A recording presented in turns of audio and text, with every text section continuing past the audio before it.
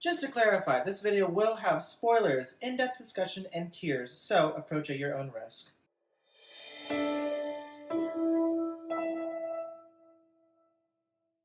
What's up, guys? Welcome to Brother Reactions. My name is Andre, and we are back after a bit of a hiatus. Sorry about that, it's been a little bit busy, but we are back and we are talking about Avengers Infinity War. That's right, the movie is out. The movie has been out. I know it's been like 3 weeks already, but I saw the movie 3 times, and just to give myself enough time to get my thoughts together and make sure we have a really nice discussion. So first thoughts on the film. I think this film was well done, extremely well done for the task that they had ahead of them.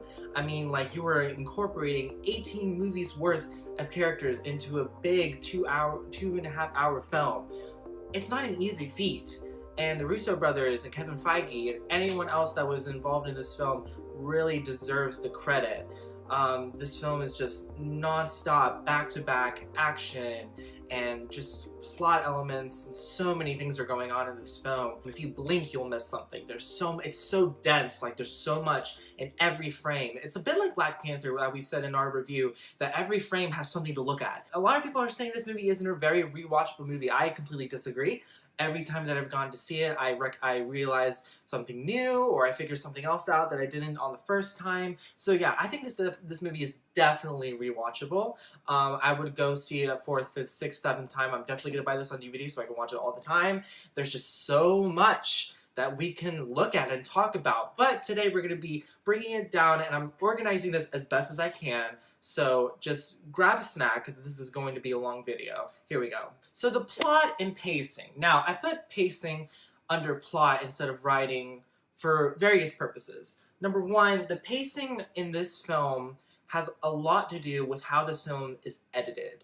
And I say that because if you notice, the more you watch the film, as you're going on watching the film, the segments of action, and I'm not talking about like fight sequences, I'm just general action. The sequences of action get shorter and shorter and shorter. The very first opening with Thanos is probably the longest sequence of the film.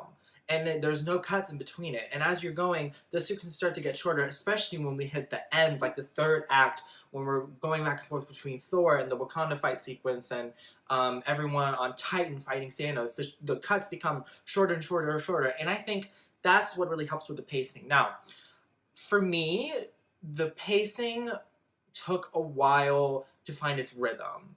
And it's very easy to sort of fall into a very slow momentum, especially when you're trying to make this movie accessible to people who maybe haven't seen the past 18 films, which I really appreciate. I mean, I have seen all 18 films, but the friends I've gone with all have varying degrees of whatever movie they've seen. One of my friends only saw like 3 of them, and they managed to get the movie just fine. And I think it's because they took the time to explain the necessary plot points of this film, but it did mess with the pacing a little bit. I think maybe there was some... I'm not saying that the runtime is padded, not necessarily. I think every scene in this film is very necessary, but I think that could have been a little bit of shortcut here and there. Maybe not to decrease the runtime, but to put more things in there. It was like character work and what have you, so just a little criticism there. So the balance between the characters and their character development. This is also a really tricky thing when you're doing a big crossover film like this, and because it's not been done before, Marvel has really set the standard of what a crossover film should be like. I don't think that the different balances in what character we saw, I don't think it's accidental in how much we saw them or how little we saw them. For instance, we saw a lot more of Iron Man than we did Captain America. And I think that's completely on purpose. I think for all intents and purposes, Iron Man is more to do with this plot than perhaps Captain America. You can argue with me on that. Go ahead in the comments, just go for it, and we can talk about it. But I think that's one of the biggest criticisms of this movie, is that people wanted to see more of this character than this character, and that's fine. You can have your personal preferences. For me, the Guardians of the Galaxy were so much in this film. They're not my favorite part of the MCU. I definitely prefer like the Cap and Tony stuff. But Guardians of the Galaxy, they were a big part of this movie, and it didn't bother me. But I think it did, going back to the pacing, it did slow it down a bit for me, only because I wasn't invested as much in these characters. and which is fine. That's more my fault than the director's fault. But I think the balancing was, for all intents and purposes of this film, I think it was balanced correctly. We saw what we needed to see for the story to keep going. As far as development, I mean, I wouldn't say any of the characters in the movie really changed anything about themselves. We definitely saw characters put into positions that we've never seen them before. I don't think there were the only development I could think of was Wanda coming to terms with the fact that she has to kill Vision. Um, and you could even argue Thanos, like he slowly starts to realize that maybe all of this isn't worth it as soon as he kills Gamora. So I mean, it's a bit flexible, and but you could also argue we've had 18 films of character development, and the movie has so much that it needs to nail down, and it doesn't necessarily need to spend so much time on working on all those different characters. So it's a mixed bag for me right now. All right, so let's break this plot down into three teams. So we have Team Iron Man, Team Cap, and Team Thor. So first, Team Iron Man. So that's Iron Man, Spider-Man, Doctor Strange, Guardians of the Galaxy. So basically, we have them in closest proximity to Thanos. Their main mission right now is to protect the Time Stone and try to prevent Thanos from getting all the other stones. I liked this dynamic a lot because Tony and Doctor Strange are one and the same in many respects. You could also argue Peter Quill was also really on the sort of the same level in terms of ego and narcissism. The opening fight sequence in New York was really awesome, especially when Ebony Maw and Supergiant get there. It's really something. And I also liked how they introduced Peter. Like, it made a lot of sense. I also want to say that Tony Stark was really interesting in this film in that he's constantly going against what other people are telling him to do. What's new? I know. But, I mean, especially, and he's putting things into different perspective. If you really look at it, all the Iron Man films, and especially the third one, and after Avengers, is him dealing with the fact that there are aliens out there, and they might come back, and they have. And especially, and this was the main motivation of Age of Ultron, he wanted to put a shield around the world before something like this happened again. And when Bruce Banner tells him, you know, it's Thanos, he's coming, and he says, it's happening. And this is his greatest fear. And it's that, and he even says it right before. He said, maybe there's monsters in the closet to Pepper that we don't know about yet. And that's the monster in the closet. Now, I, like everyone else in the theater, gasped when Thanos sort of stabbed Tony. And I was like, this is it. This is what we were waiting for. This is it. Bye, Tony. We're gone. And then the strangest thing happened. Doctor Strange offered the Time Stone to Thanos in exchange for Tony's life.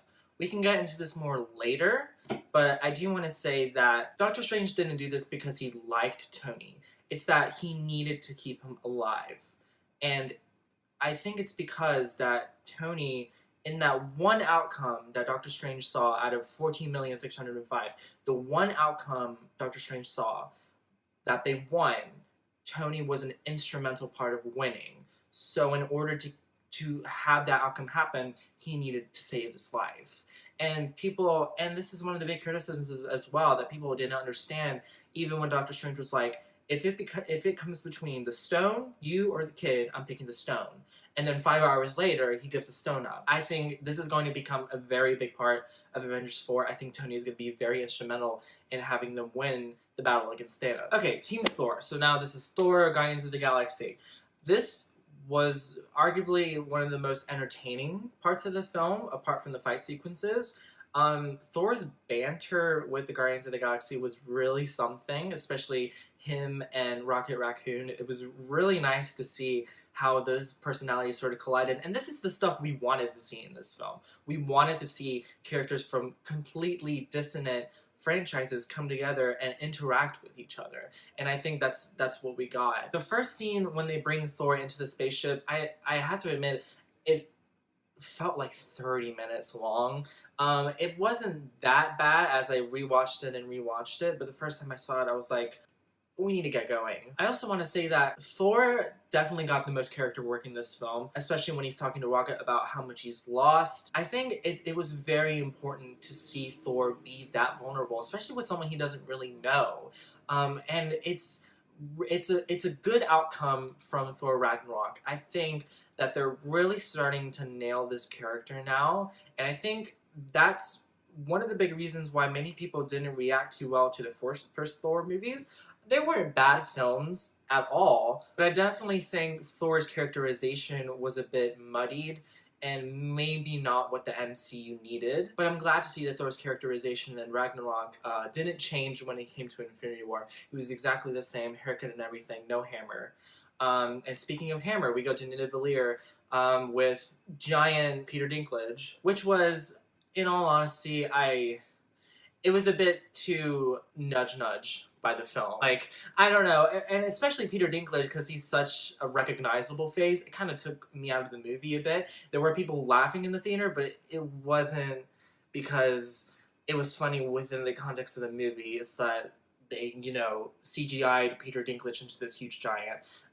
Don't know if it was completely necessary, but it turned out to be very necessary when he helps Thor forge Stormbreaker, and when Thor finally gets into the fight in Wakanda with Groot and Rocket. That was one of the best parts of the film, and I think everyone can agree to that. Alright, and then we have Team Cap as sort of the other subplot of this film. Now, as I said before, I think Team Cap was the sort of team of the film that didn't get as much time, and I personally am fine with it. I think for what this movie was trying to do, they didn't need to spend too much time on that, and I'm only fine with it because I have faith that they're going to spend more time with him in the next film, especially since he's the one that ends up alive. Most of his team ends up alive at the end of the film. I was really surprised to see that Wanda and Vision's relationship had happened off screen. Not necessarily in a bad way. I was just surprised that they had already fled the country together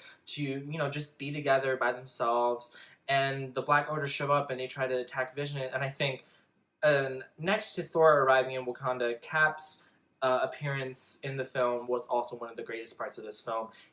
Just the way it was shot with the Avengers theme coming on and how each character was coming in, Falcon and Black Widow. And then they return to the base in upstate New York. Rhodey's there, he's trying to fight off the government, telling them, the government's saying the world's on fire, not everything's forgiven. And Rhodey was like, all right, boop, bye. And together they sort of figure out that the Mind Stone in Vision's head needs to be destroyed or removed so Thanos doesn't get it. And Cap has the idea to go to Wakanda to see if they can remove the stone without Vision still being intact as a person, so they don't have to kill Vision. And I really like this line that we don't trade lives, which becomes sort of a motif later on in the film.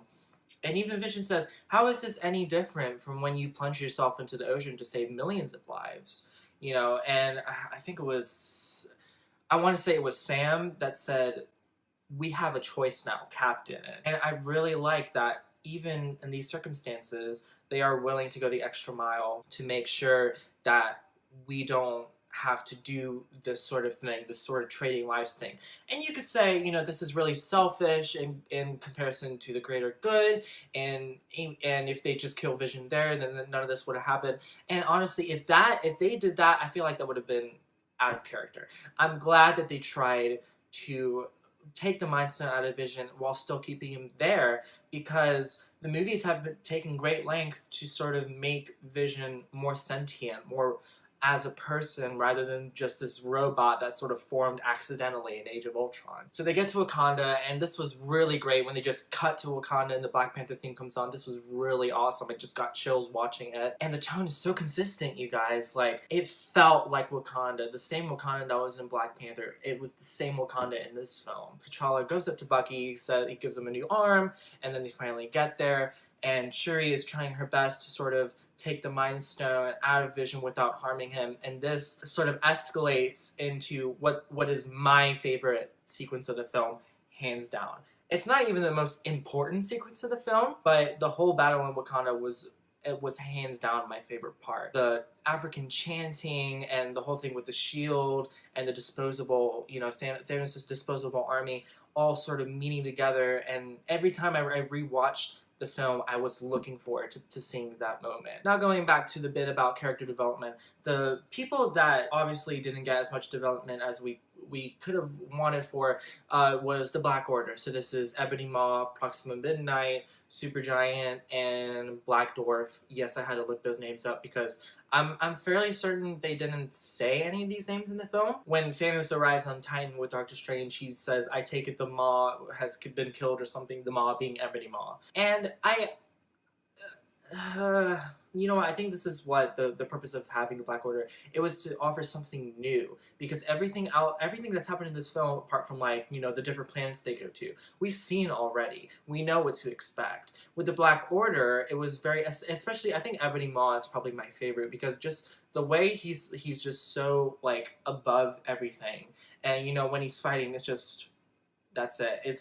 And his telekinetic powers are so awesome. I do wish he should have maybe been in the movie longer than he was. I don't know. I would have liked to see more of him. I didn't really care for everyone else, especially Supergiant, because we've seen all the big disposable guys, Batman vs. Superman. Looking at you, Doomsday. So let's talk about Thanos. I have to say, I was really, really surprised to see how much the writers tried to humanize Thanos. And I don't know, and I'm surprised because, again, like we've said in past videos, Marvel does have a problem of having a lot of one-note villains. Even with the increased CGI, Thanos felt incredibly real to me, and I think half of that came from the fact that they could take Josh Brolin's, you know, performance and transfer it so seamlessly into CGI Thanos. But they took so much time to like humanize him and show that he isn't just this evil guy. Like, he has feelings, he has emotions.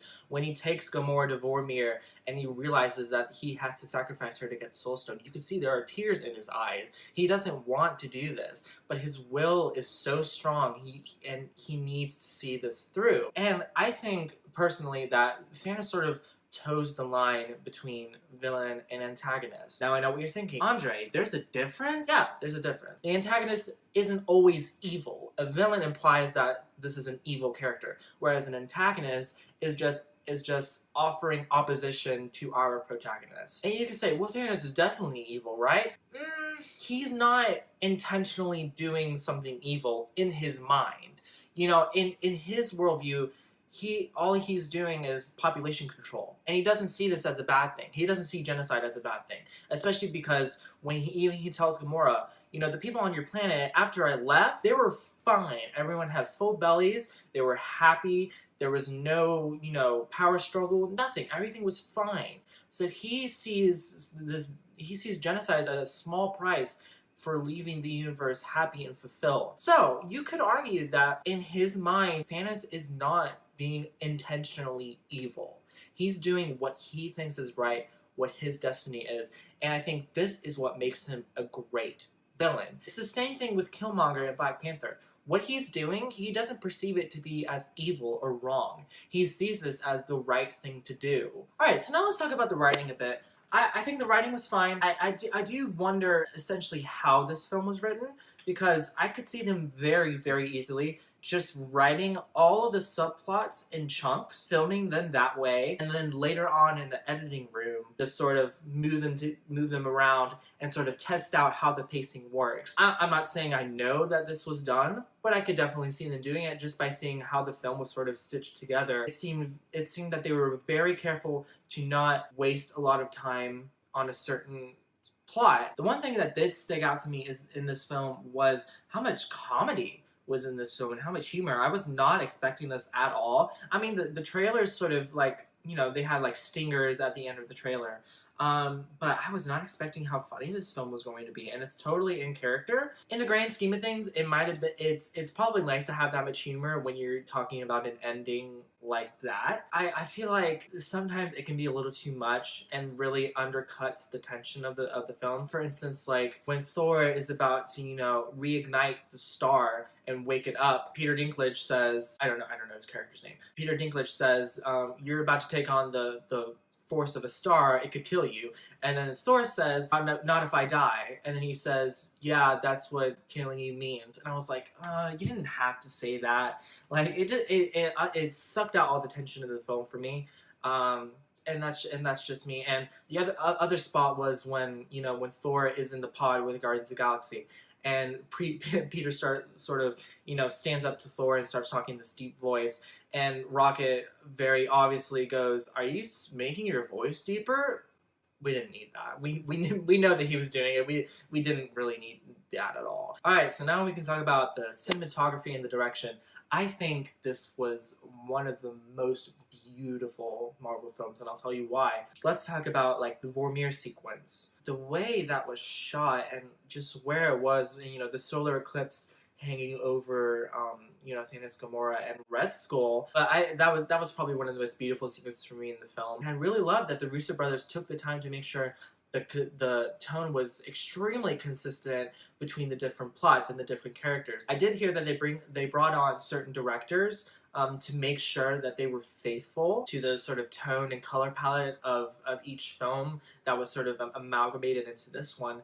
And I was interested because, you know, the Russo brothers, their contribution to the Marvel Cinematic Universe are two pretty muted and gray Captain America films. So I was wondering how they were going to take on using that much color, and they struck a really nice balance between color and darkness. And I love how, especially how they shot dialogue scenes. Like, it's very easy in a dialogue scene to just cut back and forth between the two characters, or the three characters, or how many characters are talking. But the way the Russo brothers is, they go to one character says something, they sweep to them, and they say another thing. And I like that better because it nails the dialogue more for me than just cutting back and forth. And especially when you're talking about like jokes and humor, swiveling the camera over to see someone's reaction is a lot more funnier than if you just cut to it. Music. All right, so the music was written by Alan Silvestri.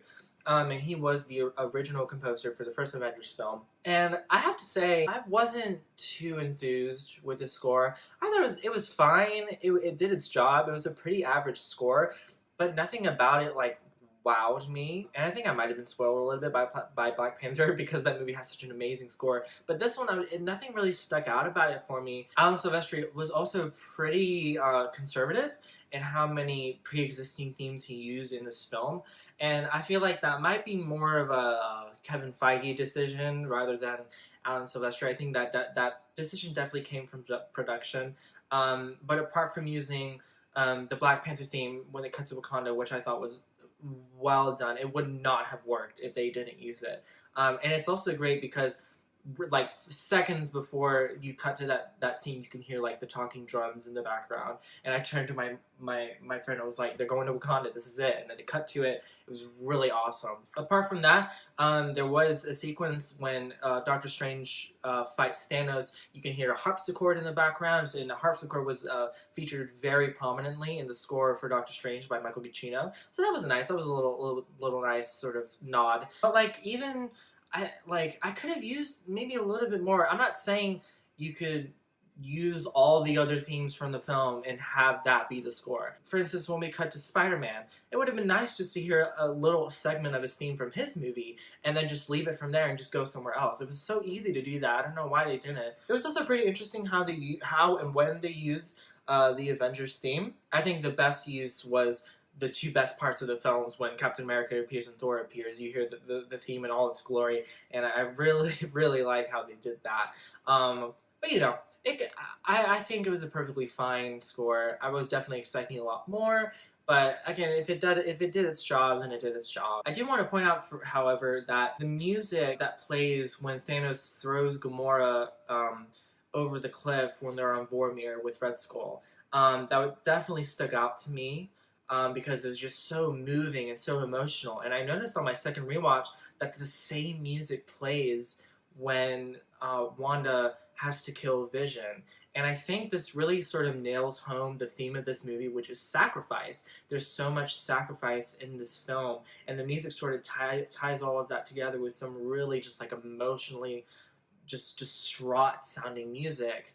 And I think all of that really nailed the emotion of this film for me. And then finally, the MCU implications of this film. Now, obviously, Oh, that ending. Let's talk about it for a sec. Let me just sort of paint the picture and how I reacted when this happened. Okay, so here, this was me at the end of the film.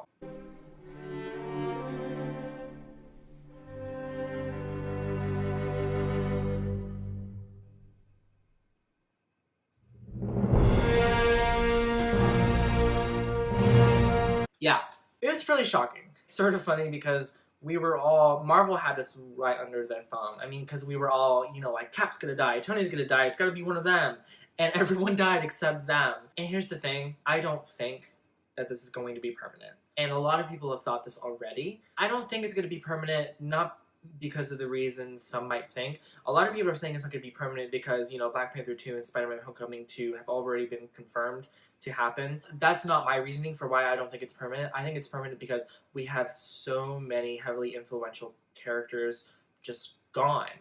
And I was like, well, that sets up the plot for the next film. I didn't think this as this was happening, as people, Thanos did the snap and then people were disintegrating. That's not what I was thinking. I was just kind of freaking out in my head. But after I sort of digested it and sort of realized that this probably isn't going to be permanent, then the next plot of the film started forming and started making more sense, especially at the end credit scene where Fury pages Captain Marvel. And this is really interesting because we know Captain Marvel's film is going to be taking place in the 90s.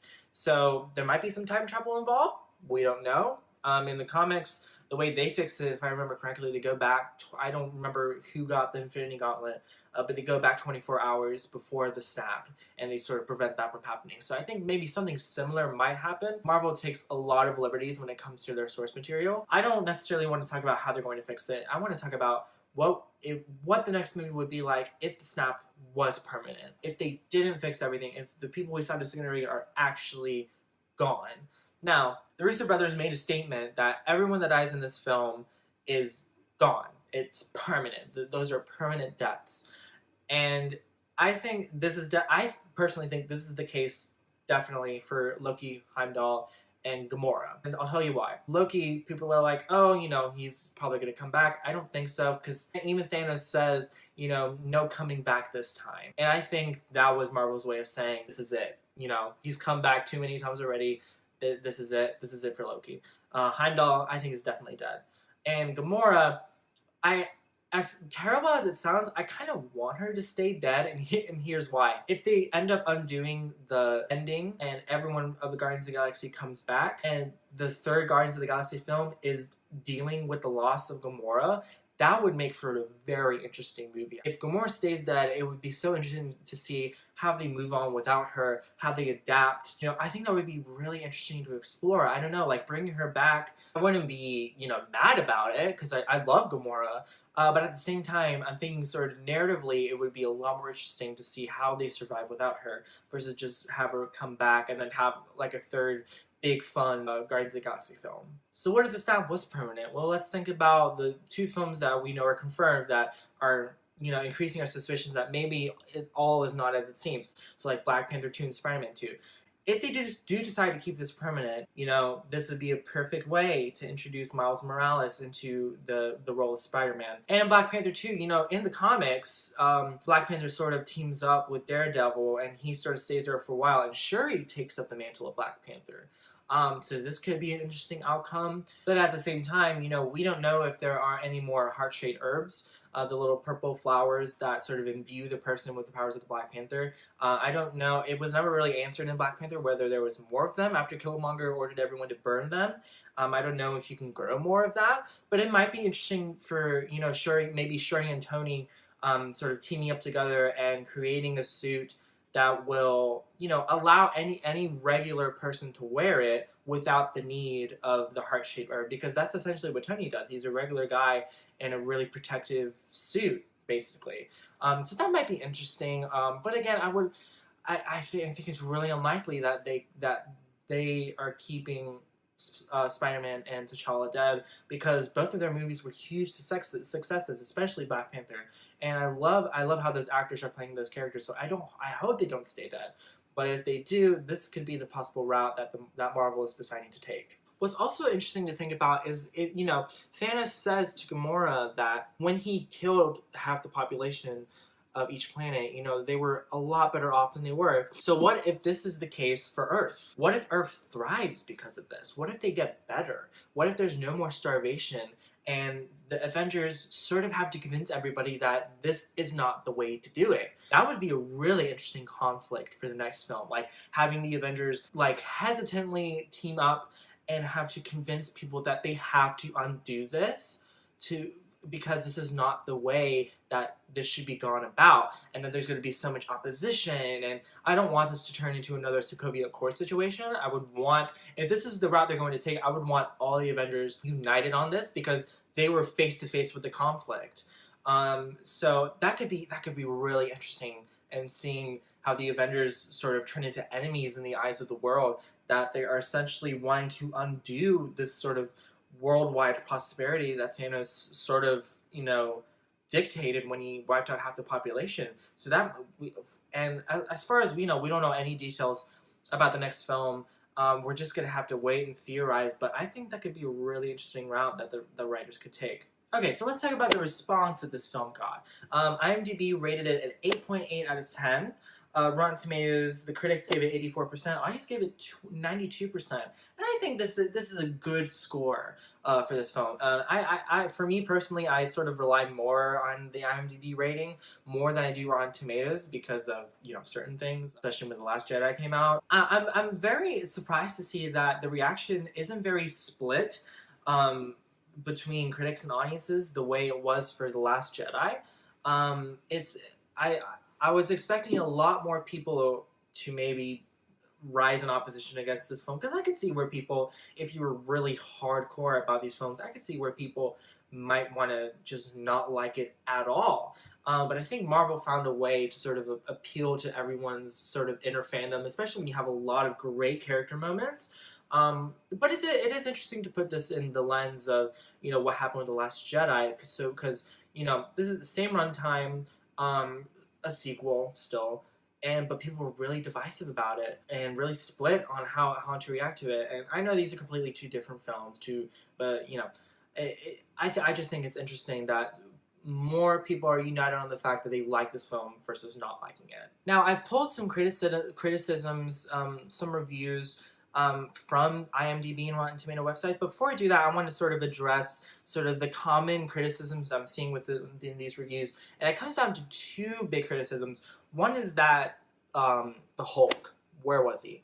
A lot of people are saying that the Hulk wasn't in this film because of budget, and this movie sort of helps you infer that the Hulk didn't want to come out after he got beaten up by Thanos. So that could be one possibility. I could be behind that.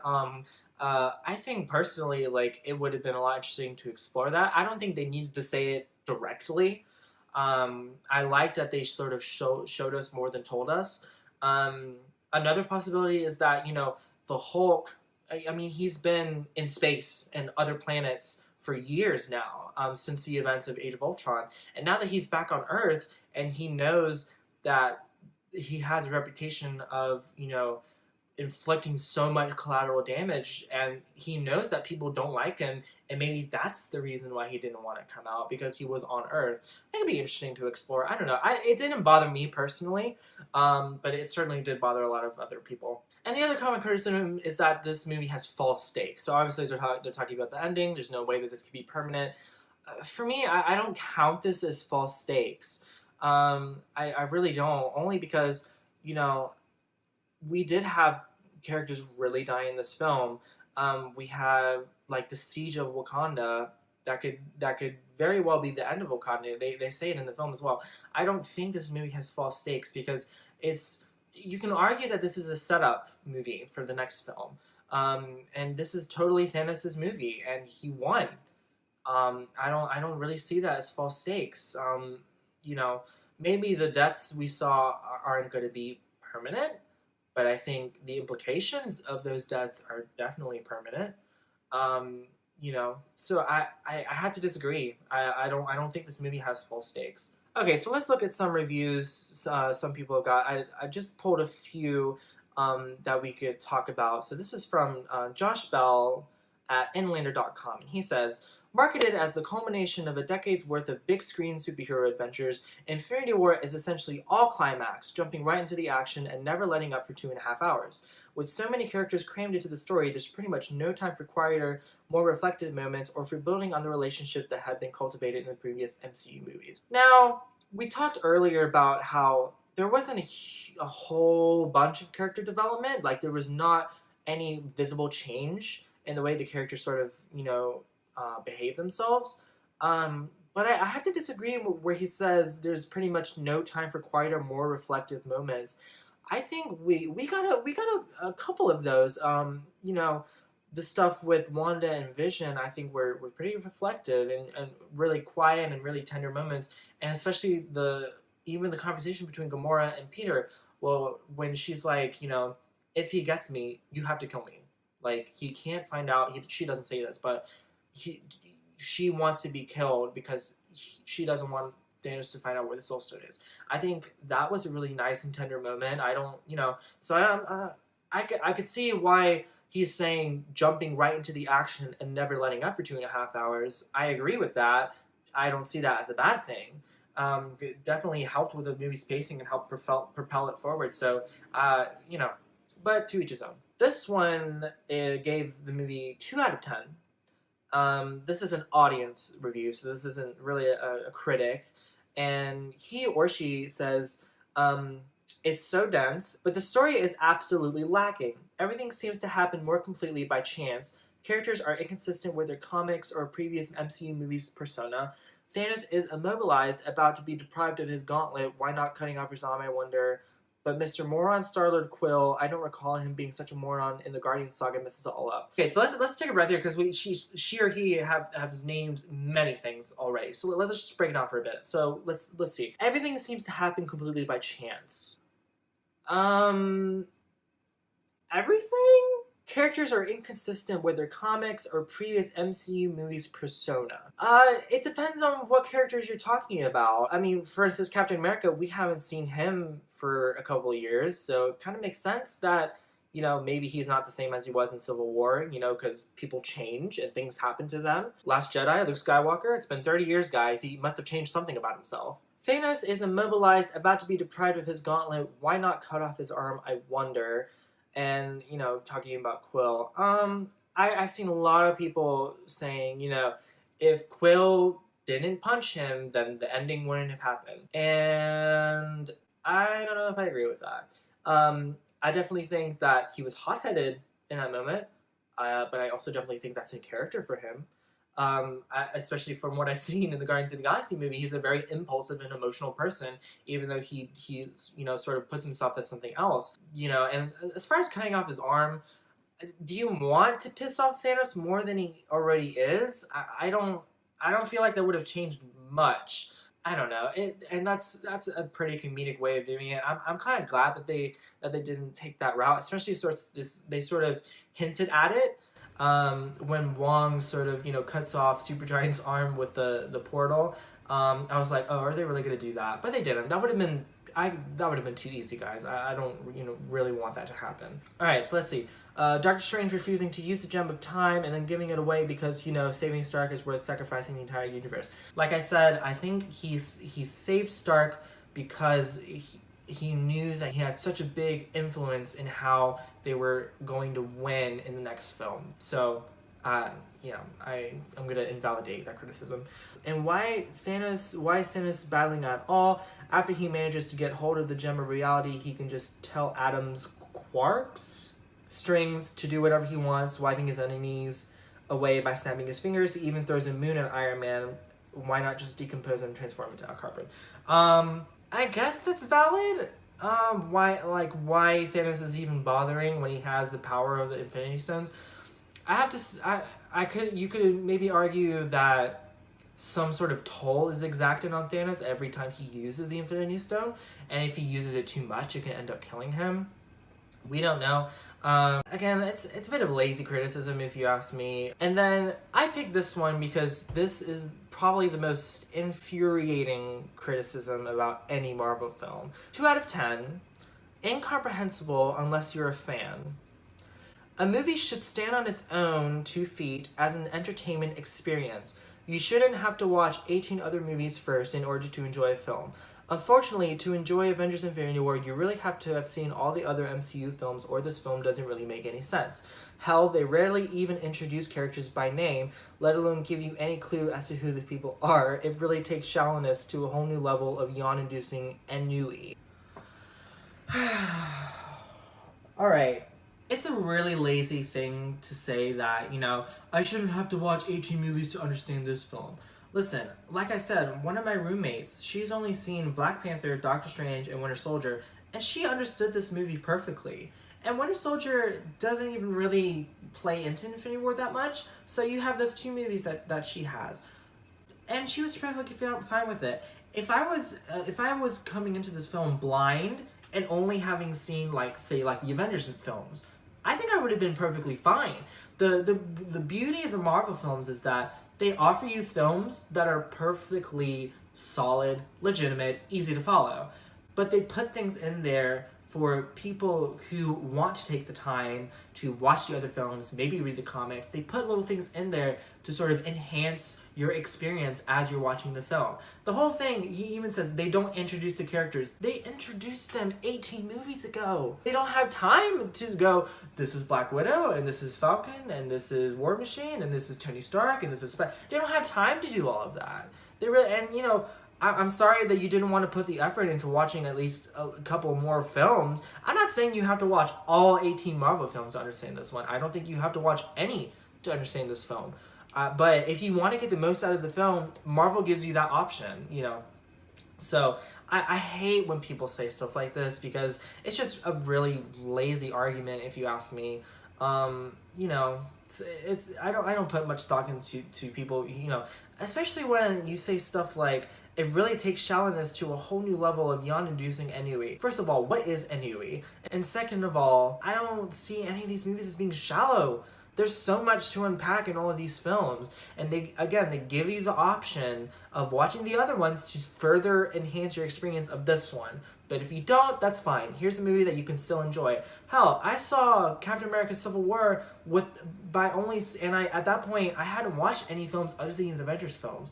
I wasn't that into the Marvel Universe at that point. But I still enjoyed Civil War, and I still liked it and understood it. And then I went back, and I was like, oh, that's really cool that they used this element, and they sort of nudged you in this direction, and they sort of referenced that character. That's the whole point of having a cinematic universe. They're not saying that you have to watch all of them to get this one film.